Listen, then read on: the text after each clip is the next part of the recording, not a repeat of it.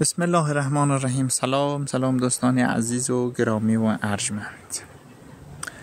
ای براری کوچیک شما روز عید سعید فطر در قدم اول که برای همه شما عزیزان تبریک میگم و از صمیم قلب یک سالی پر از محبت، موفقیت و ارزش های بنیادی را برای شما خواهان هستم.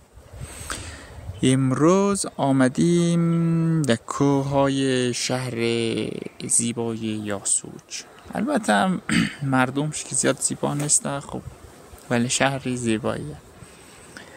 آمدیم کوهنوردی، آمدیم لذت ببریم از زندگی و یک روز را که داریم من حیث یک فرصت ازش لذت ببریم، یک فرصتی که دور هم جمع شویم و از این روز لذت ببریم. میبینی اسمیدی هم همون جایم، بچه ها هم همون جا رفته میله کردن. این براری کوچیک شما هم اینجا آمدن که از طبیعت زیبا لذت ببره.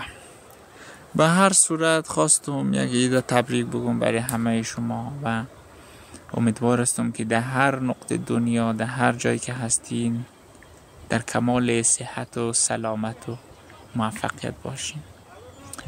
و این بنده خدا عزیزی دل ما آقای تغییرم فراموش نکنید که این بنده خدا بسیار بسیار بسیار در شوق یک دانه زن است از خدای منان. همه ما و شما بلدیزی یک همسر یا زنی خوب و برازنده را خواهان می باشیم. خدا را شکر که همه شما در کمال صحت و سلامت هستین. دیگه گفتنی نداشتم. فعلا خدا نگهدار شما، امید که لذت را ببرید.